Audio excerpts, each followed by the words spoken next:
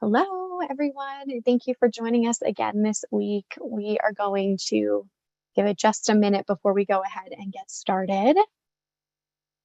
It's our last Wednesday webinar of 2022, which is exciting for the holidays upcoming, but slightly bittersweet at the same time. So thank you for joining us this year and for coming on board again today. We're going to give it just another moment before we kick off.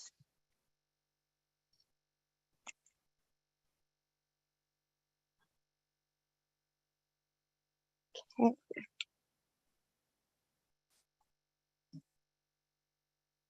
All right.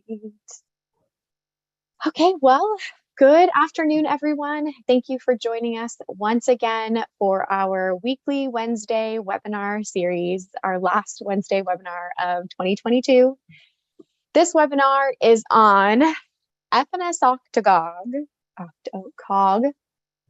probably butchered that, a truly long-acting factor VIII replacement product. My name is Alson Murtha, and I am the Manager of Strategic Communications here at the National Hemophilia Foundation. At any point during the webinar, if you would like to ask a question, please use the Q&A feature at the bottom of your screen. If you're joining us from one of our live streaming platforms, go ahead and drop your questions in the comments. We have NHF staff members monitoring these questions, which we will pose to our speaker after the presentation. This webinar is being recorded and will be available to the community beginning Friday, December 16th. I am joined today by Dr. Barbara Konkle. Thank you for taking the time to join us. I'll go ahead and turn it over to you to get us started. Hi, it's my real pleasure today to talk to you about Efanesoctocog. I'm Barbara Konkle. I'm a hematologist and the scientific director at the Washington Center for Bleeding Disorders and a professor of medicine in hematology at the University of Washington. I also direct the hemostasis, platelet immunology, and genomics laboratory at Bloodworks Northwest, all in Seattle. These are my disclosures. I'm an investigator in a number of trials for therapies for hemophilia and other disorders, and have been an investigator in some of the studies I will describe today. In terms of consultancy, I have advised on this product, particularly in terms of laboratory assessment, for which I have been paid. So over the past decades, as I think all of you know, there have been a lot of advances in hemophilia treatment. And really starting in the 60s and 70s, we had the first factor concentrates, first plasma-derived, importantly, effective viral inactivation methods, and then recombinant products. And then beyond that, extended half-life factor concentrates, which I will be focusing on today, factor VIII mimetics, notably emicizumab, and then gene therapies. We just had FDA approval of the first gene therapy for hemophilia B, further factor modifications, and hemostasis rebalancing agents, a number of which are under study. So what are advantages of recombinant products? So when they first were developed, there's really a safety advantage, which I think has become a theoretical advantage, as virally inactive plasma-derived products have been shown to be extremely safe. So there, I think, more emphasis on what we can do with these recombinant products that are produced in vats, in cultured cells by companies, and also actually are virally inactivated just in case there was some contamination. And what is the real benefit is that they can be modified either to make them more stable, like removing the B domain of factor VIII, or smaller for gene therapy. And there's been a lot of attention to extending the half-life, and we'll talk about what that means. But essentially, it means to prolong how long the factor stays in the blood, and that can result in decreased number of infusions needed. So what is meant by half-life? And so you'll see a lot of graphs that look like this, although not as simple, where on the left or the y-axis is factor VIII activity, and then on the x-axis is time, going from left to right. So if someone gets a factor infusion, they may get a dose that takes them up to a factor VIII level of 100%. And then over time, that factor level will decrease. And the time it takes, and there are different ways to calculate this and some modifications. So excuse my simplicity, but the time it takes to get to 50% is called the half-life. And in this instance, it would be 8 hours. And so in terms of half-life extension, and I chose this figure because I thought it nicely illustrated how things have been extended, even though it is factor IX and not factor VIII. So shown in the top is factor IX FC, or Alprolix, and the FC portion, the purple, has been added to factor IX. The rest are the different functional parts of the factor IX protein. And the FC is part of the immunoglobulin molecule. And there are some proteins in our blood that are very stable. And immunoglobulin is one, and albumin is another, which you'll see in the second line. And a reason for their stability is that normally proteins are taken up and then degraded. And there's a special system where the immunoglobulin or albumin is taken up, but then there's a particular receptor that basically returns it to circulation rather than allows it to be degraded. And so the factor IX FP, which has albumin, those actually have essentially the same mechanism to prolong the half-life. And that is also known as Idelvion. And then another common method for factor VIII, factor IX, and also other protein medications is to add PEG, or a polyethylene glycol, which you can see with the little blue, pink balls. And that basically protects the protein from being degraded. So these are all ways that have been added to allow it to last longer. Now, we'll get to the bottom. That's been very effective in factor IX, but not as effective in factor VIII. So there are 4 extended half-life products listed at the top. The FC fusion is used, and the other products are pegylated. And the half-life given is generally in adolescents and adults. Younger children have shorter half-lives with essentially all products. And you may see slightly different numbers in the half-life.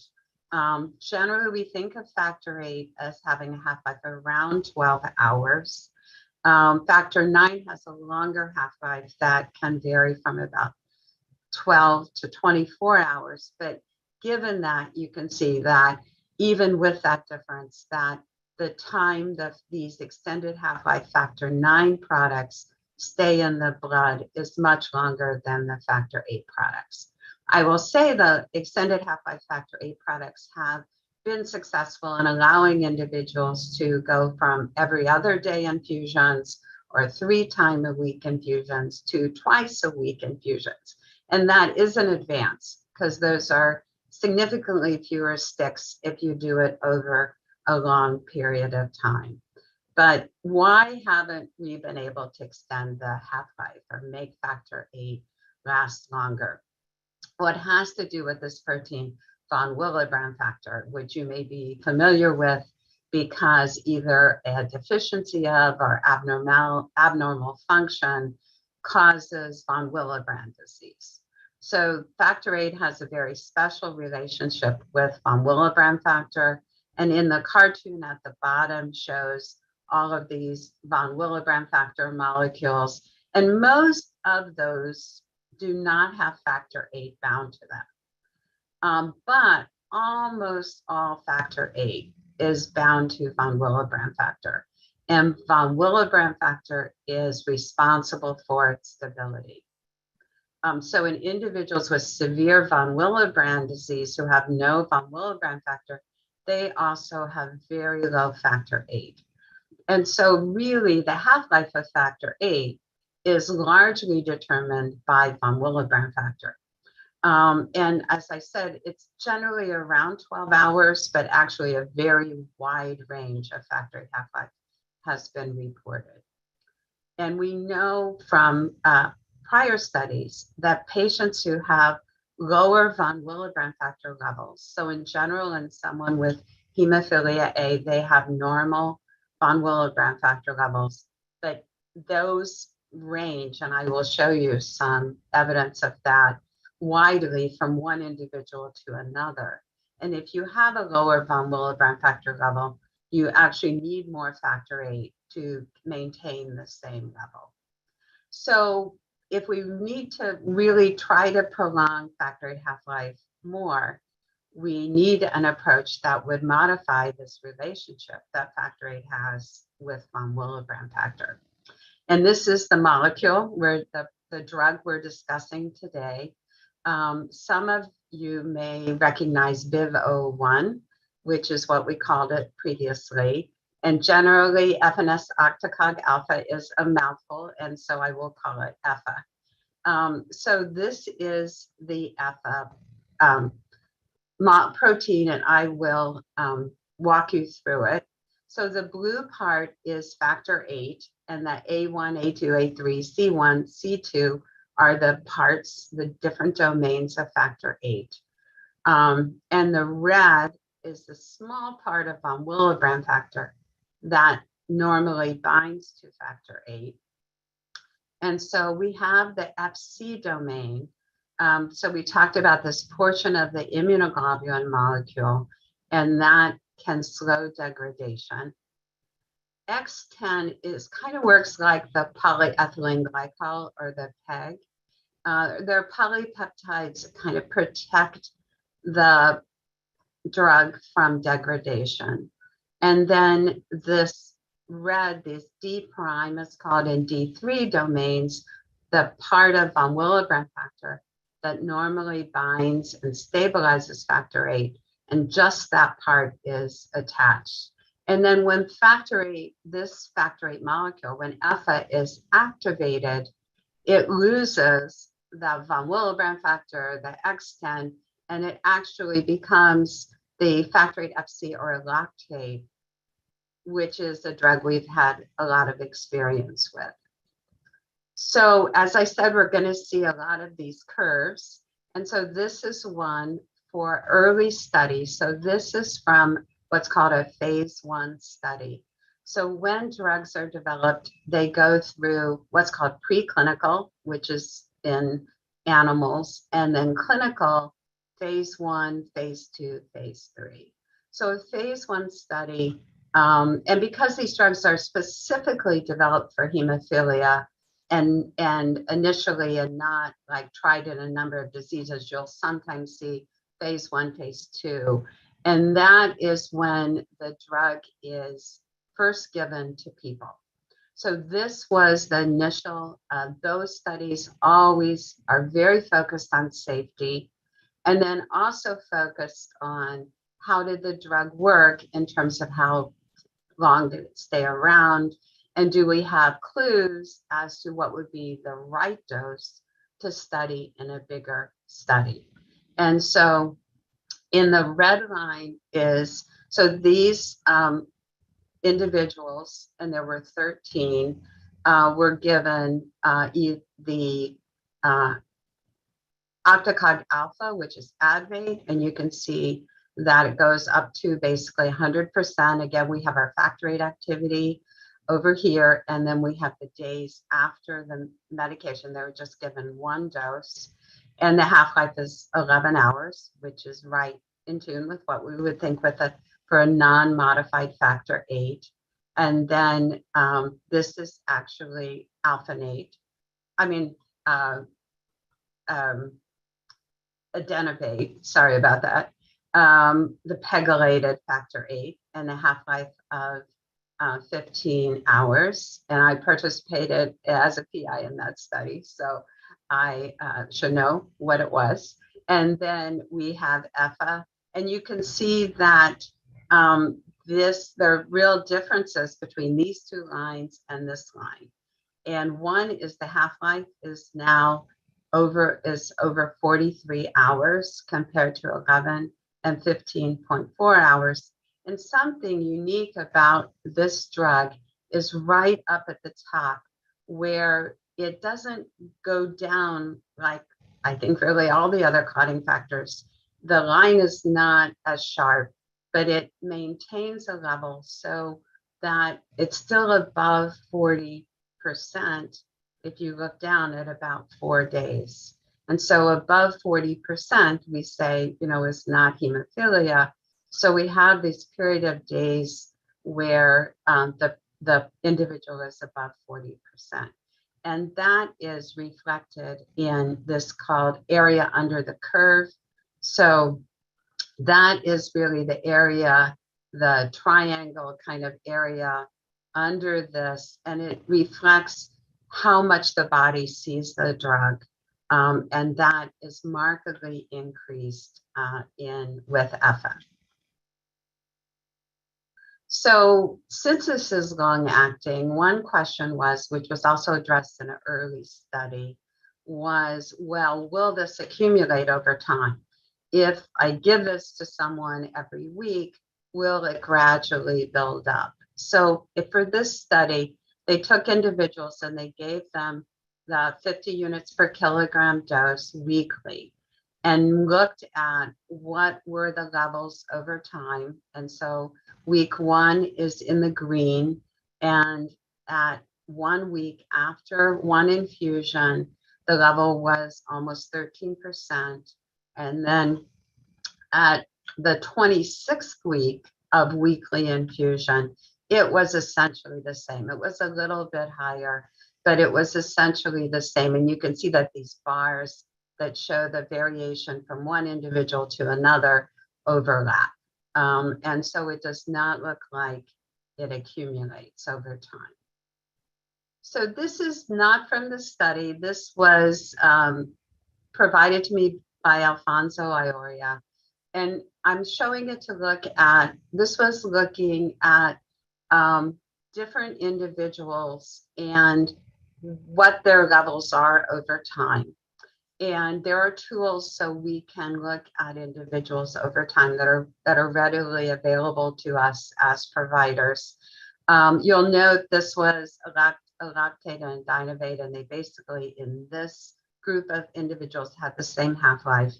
But what is shown here that's remarkable is that the solid circles are Eloctate and the open triangles are Dynavate. And so these all reflect different individuals, and you can see how much they vary at each time point. And as we get further down, they're closer together. But initially, there's a marked difference how individuals respond. And so we think that that is mostly due to this variation in von Willebrand antigen levels. And these are actually individuals from these 2 studies, one, the initial single dose, and then that repeat dosing to look to see whether it accumulates. And these all reflect individuals, their von Willebrand factor levels over time, which are very stable, as you see, because it's basically a straight line for each individual, but per an individual, their von Willebrand factor levels varied a lot, from just over 50% to 300%. And this is what we think explains that very varying response to factor VIII. And we would expect that with EFA, since it should not have a relationship with von Willebrand factor, that you would not see that. And this is, again, these different color shaped points reflect individuals on different studies. And it shows that there really is not this dependence on von Willebrand. You could have a von Willebrand of 300, or you could have the von Willebrand factor of 55%, and you have the same half-life. Now, there's some variation from individual to individual, but if there was a relationship between EFA and the von Willebrand factor level, you would expect a line that kind of started in the lower left-hand corner and went up to the upper right-hand corner, and we definitely don't see that here. So I told you a lot about this molecule, and now I'm going to tell you about the phase 3 study that was in adults and adolescents. And so from the phase 1-2 studies, they decided that a 50 unit per kilogram dose, which is with standard factor VIII in someone who has no factor VIII, would normally increase them to, on average, 100%. So a phase 3 study is a study, it's usually a larger, occurs at multiple sites with a dose that is thought to be the dose that would be taken before regulators, like for FDA approval. And the results of this study are before the FDA, and also the results of the study should be published soon. So this study was conducted in adults and adolescents over or at 12 years of age with severe hemophilia. And those individuals needed to have more than 150 treatments, which is standard for treatment. And there are 2 arms to the study. The larger arm, which included 133 individuals, were individuals who were on prior prophylaxis with a factor replacement product. And they were actually followed during that time to understand how much they bled before. And then they were put on weekly treatments with EFA at the 50 units per kilogram. And then there was an arm B of individuals who were on demand or were treating when they bled. And they also obtained information. The patients wrote down when they treated. They stayed on demand with EFA for the first half of the year, and then they switched to the prophylaxis arm. And the primary endpoint, the primary thing they measured success on was how much bleeds. So the ABR stands for annualized bleeding rate. So that how many bleeds in a year. Then secondary endpoints were the key was to compare how did they do on their prior treatment compared to the EFA treatment. And then also looked at joint health specifically, quality of life, how much EFA they used. In those individuals who had bleeds, how well did it do to treat the bleeds? For those who had surgery, how well did it do for surgery? Safety is always important. And then how did individuals respond, which I've been showing you a lot of in terms of pharmacokinetics. So these are the key patient characteristics. Arm A, there was 1 female. The majority of patients were in the 18 to 64. About half of them were white, and about 20% were Asian. In the on-demand, they were all white. While having an inhibitor excluded someone from the study, there were 5 individuals in the prophylaxis arm who had a history of an inhibitor. So these are the primary outcome of the study, which was met. So the median is kind of the most frequent of the group. So in terms of annualized bleeding rate, that was 0 and went from 0 to 1 per year. And the mean is the average. And so the average can be affected a lot if there's one person who has a lot of bleeds or just a couple of people have more bleeds. I mean, no one in the study in the prophylaxis had a lot of bleeds, but it can, so that's why it tends to be higher than the median. And that was less than 1 per year and ranged from half of a bleed. Obviously that doesn't happen in an individual to 1. So their primary endpoint was met. The key secondary was to compare, and that's shown on the right, the comparison of how they did pre-study prophylaxis. And for that, the average number of bleeds was about 3, and that reduced to 0.69 in these 70 individuals, 78 where the data were available. And the median, again, was 0 in the EFA group and was 1 in the pre-study prophylaxis. So this looks at bleeding in both the arms. So in arm A, which was the prophylaxis arm, overall, there was 0.7 bleeds annually. And you can see that about half were in joints. And then there were a few spontaneous and traumatic bleeds. In the arm B, which they had a half a year on demand, so they treated when they bled, it's obvious, you can see in the dashed of the different categories that they still bled, which you would expect. But then they had a very good, when they were on the prophylaxis, they looked very much like the individuals who had started on prophylaxis, and actually they had not really significantly different given the numbers, but they had more shown on the right. About 77% of those individuals had 0 bleeds on the prophylaxis, and that was true for about 65% in the prophylaxis, continual prophylaxis arm. So in terms of the other things that were looked at, as I showed you, the annual joint bleeding rate was 0.52, the average, and about 2/3, 3/4 of the patients in arm A did not experience any joint bleeds.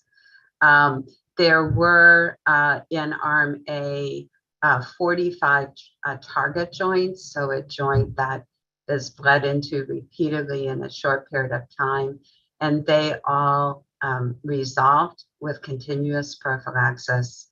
And in arm B, the on-demand arm, there was a 96% reduction in target joint bleeding. The hemophilia joint health score, the numbers are shown on the right. So that are a bunch of measurements around joints to look at joint health. And the lower the number, the better. And it significantly decreased in the prophylaxis. And they also looked at physical health score. That's shown on the left. Again, having a lower number is better. That was measured with the HemoQual. And then they used a measurement of pain, NIH-sponsored, developed PROMIS, and that also decreased, and decreasing is good. So notably, when they ask the study participants at the end of the study if they would like to stay on EFA, they all said that they would. So in individuals who did have bleeding, almost all of the bleeds, which were treated with 1 dose of EFA, resolved. And almost all, 95%, were rated as excellent or good.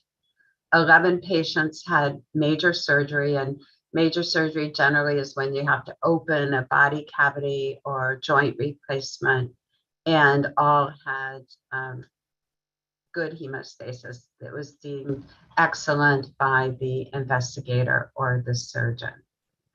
So safety obviously is very important. This is a kind of complex molecule.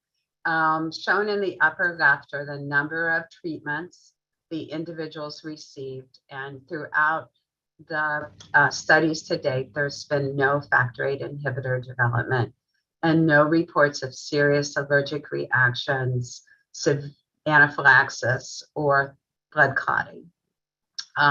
So in terms of, you'll see this, I want to spend a little time, and I enlarged the explanation for these what's called treatment emergent adverse events. So these are things that happened after the patients received the treatment. And when we do a clinical trial for a drug, we write down, we collect anything new that happens. So that could be a problem with the liver, that could be a stub toe. you could say, well, obviously one might be related and one might not, but we don't make that assumption when we're doing the study, because we want to see the reactions and see, is there a new safety signal? So a lot of people have adverse events. That's normal. The patients had, 15 had serious adverse events, and you'll see there was one leading to death.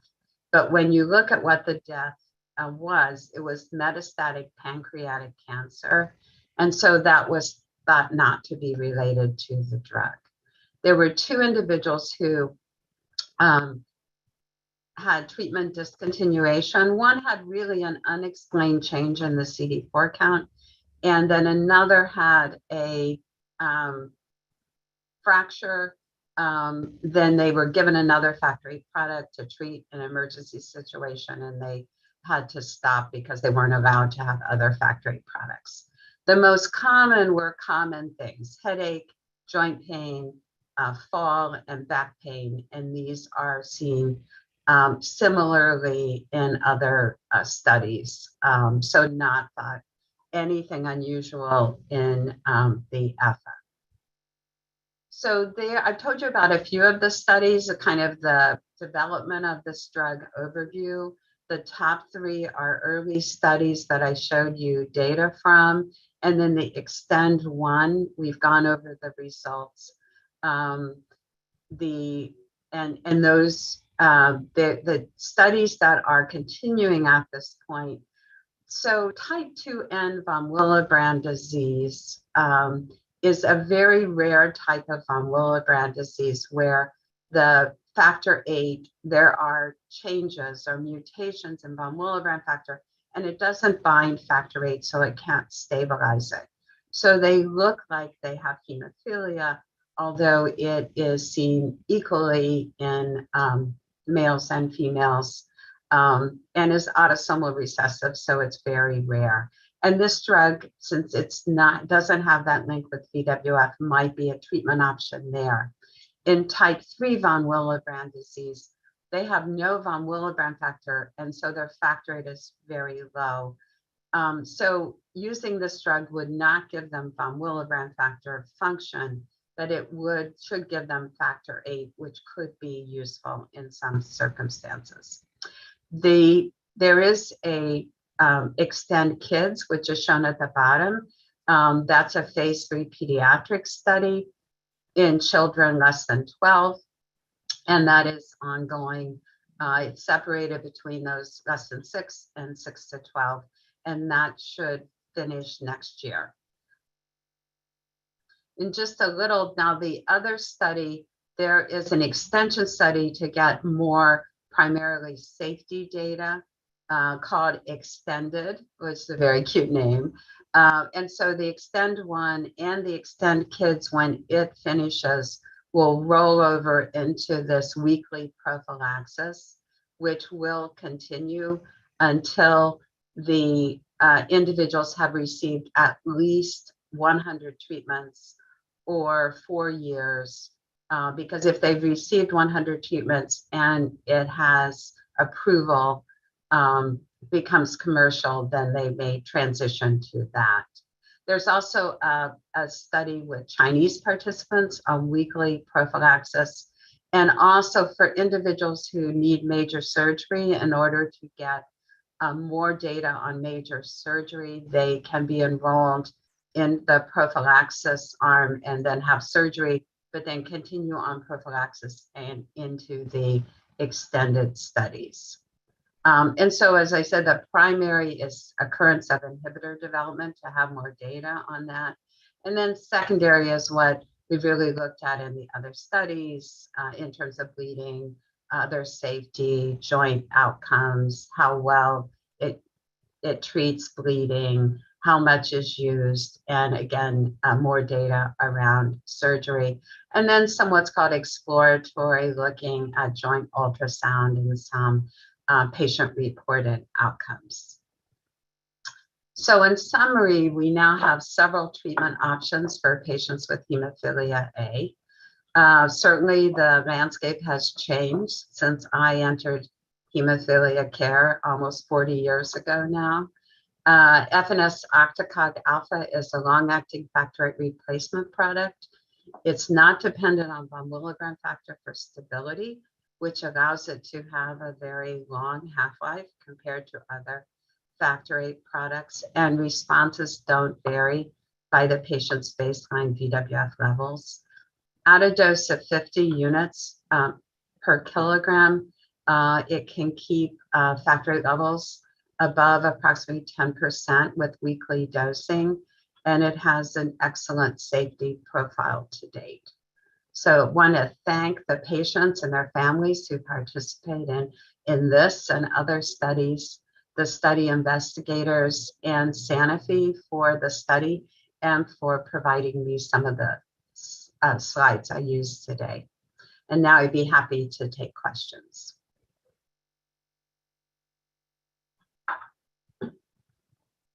Okay, wonderful. So before we begin the Q&A, please feel free to comment your questions in that Q&A portion or just directly on whatever streaming platform you're on. And just one more note before we get started, recruitment is now open for Own Your Path, a program for young adult males with hemophilia who are currently in the transition years between 18 and 30. We know that maintaining adherence to a prophy regimen can have short and long-term health benefits. This program focuses on helping participants be successful by focusing on education, health coaching, skill building, and relationship building, all within an app-based environment that includes participation incentives. If you have patients in this age range and think it would be a good fit, email us at ownyourpath@hemophilia.org, and we can send you the flyer to share. For consumers, you can email us directly and we can provide more information or register you for the program. Okay, and with that, our first question for you, does the factor VIII gene mutation influence an individual's response to a particular factor VIII concentrate? For individuals with severe hemophilia, it does not. There are, it generally doesn't for anyone. There are genetic variants both in severe hemophilia and for factor VIII mild to moderate hemophilia that influence factor VIII inhibitor development. And that in the end can affect response to factor. But in terms of initial response to factor, it generally does not. Great. Do we know what the brand name is or will be? Not that I know. I mean, there will probably individuals who know that, but I don't know that. Great. What is the risk for developing an inhibitor with this new product? So we don't know.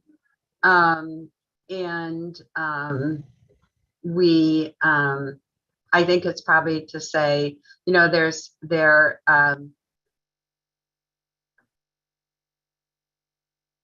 rarely, but in the past, there are products developed that there were inhibitors that showed up early. That's definitely not true for this product and not true for most of the products we have studied. We don't have data on this product on individuals, on babies who have not been treated before. There's nothing to suggest from the data we have that there would be an increased risk of inhibitors. Whether there could be a decrease, we don't know. I think we have to wait. But in terms of the data we have, it appears to be very safe in terms of inhibitor formation in patients who have been treated with factor VIII before. Great, thank you. What explains the higher means of factor VIII activity levels between week 1 and week 26? Well, So there is a difference. And so if there's a little accumulation, but if one looks at individual responses, there wasn't consistently an increase. So I think it's something that as we use this drug, we can monitor over time. But at this point, even though there was a little bit of a difference, we don't think it's going to make a big difference in the long term. I mean, this was over a half a year. So it suggests that there isn't, if there's a little accumulation, there's not a lot of accumulation. And so I would feel comfortable giving this to an individual weekly for a long period of time. Great, thank you. When will this product be available for patients with hemophilia A? So that's also a question I don't have inside information on, for good reason. It is before the FDA. I think I've shared the data that looking at how well it works and the safety data, which there really are no safety concerns. So I would anticipate that it would be approved. Of course, I don't know that, but from the data, and I would anticipate that would happen in the first part of the next year. Again, that's without insider information. That's just based on what I know about it. We just want the inside scoop, don't we? Let's see. What happens to all the stuff that is added to the factor VIII protein once it is injected into the blood? So that gets degraded and then removed from the body. There's not evidence that the X10 that's added has been used in other drug development without safety concerns or evidence. Von Willebrand factors normally removed from the body. And so those don't stay around intact. Great, thank you. Do you think this will be a good option for very active people, especially those playing competitive sports? I thought it was important to have high levels when I play sports. Yeah, I mean, this is really an option now. To keep factor VIII levels higher. It obviously, can we use it more frequently to keep levels higher? Can we use it less frequently in individuals who aren't as active and may not need to stay above 10%? And I think those are both good questions and probably things that we will explore as clinicians in the future. Great, thank you.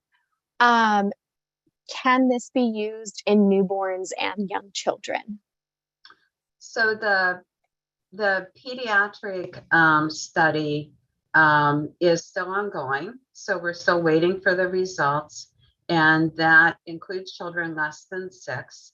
So we should be able to see the results of that within the next year to see how those children do. And so I think we'll wait for those results. I would anticipate we could, but we do want to wait for the study results. Great, thank you. And do you have any insight on how much this drug will cost? Oh, that I certainly have no insight on. I wish I had influence as well as insight, but I don't. So I have no idea. That's totally okay. Barb, I have a question. Yeah, go ahead. I'm sorry, Len. So how do you think this product will fit into the treatment scheme that clinicians will use when considering the various options to treat their patients with severe hemophilia A? Okay, so the obvious question is, how would you see this with emicizumab? And how? So I think that for individuals who want to stay on a factor VIII product, this is an important addition because it truly is a long-acting product.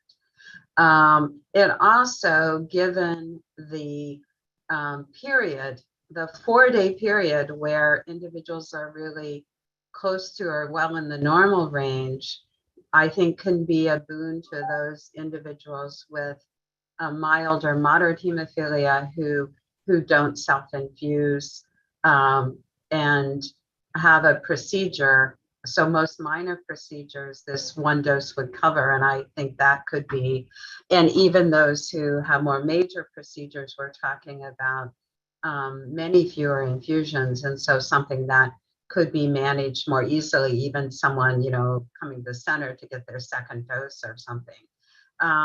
It also, so generally in patients who are on emicizumab who bleed, we often use a short-acting factor VIII because they don't need much additional extra coverage, but there are circumstances where one does need longer coverage.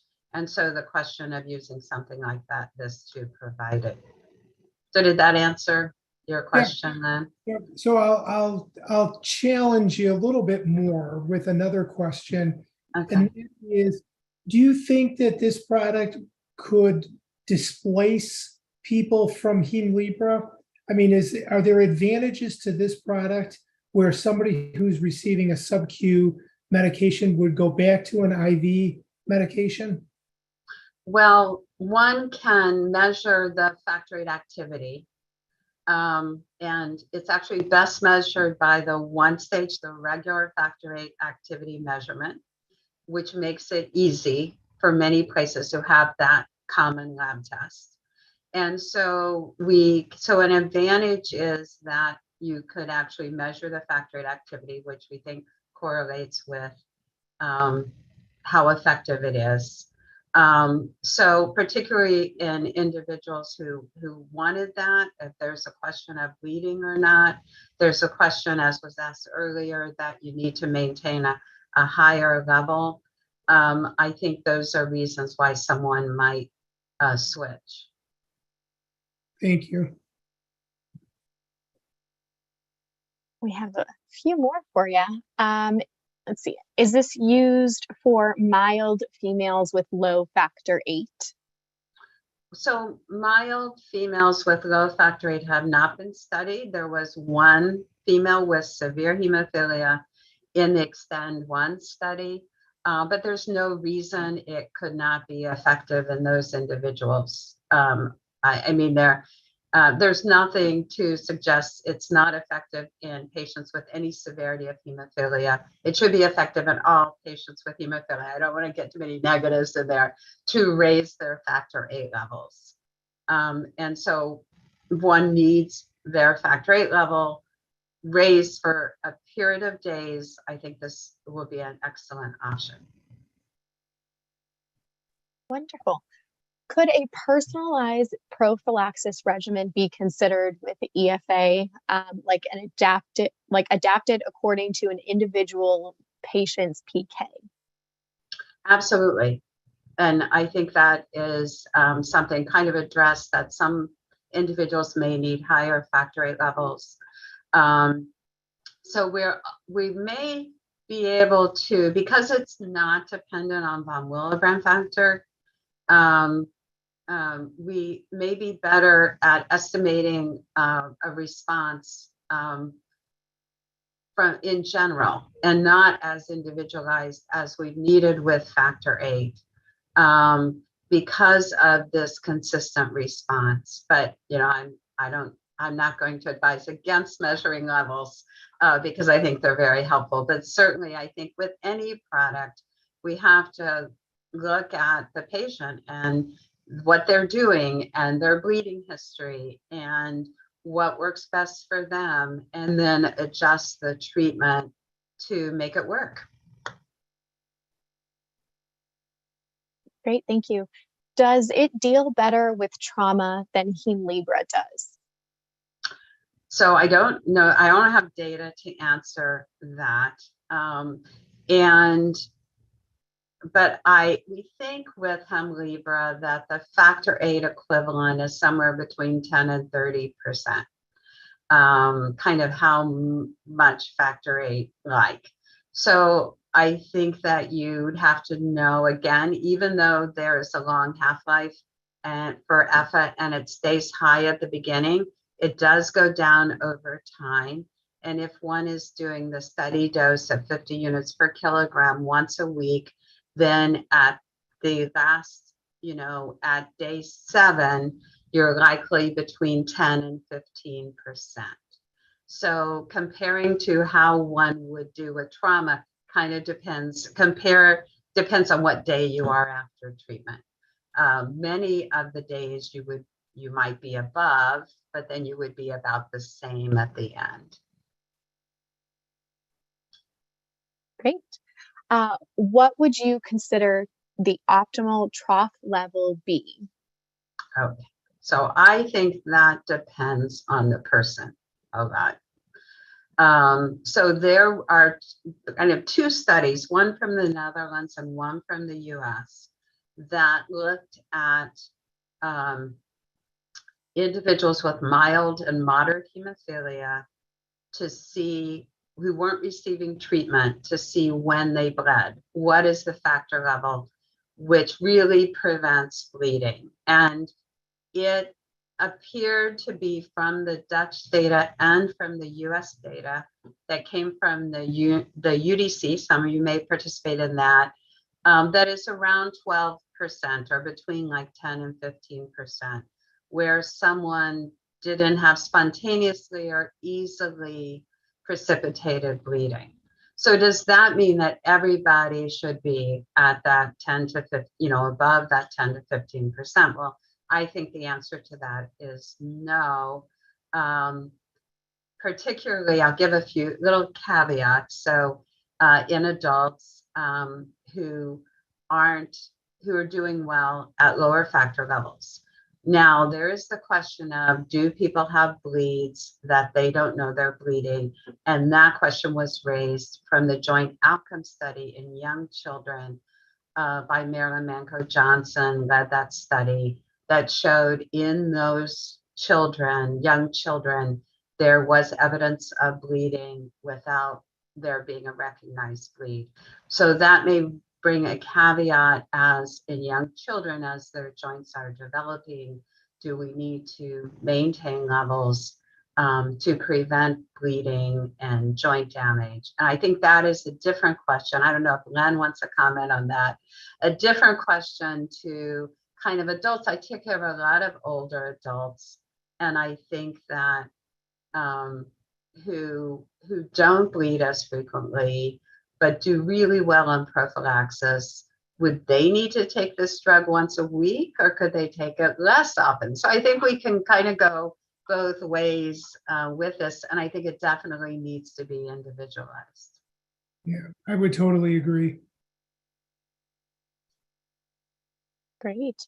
My last question for you is actually a comment from one of our viewers saying, thank you so much for this great presentation and for answering my questions. Awesome. We have a couple minutes left, so do you have any more questions for us, Lynn, that you would like to ask? No. I think we've exhausted Dr. Konkle. We did have quite a few for you today, didn't we? Good question. Okay.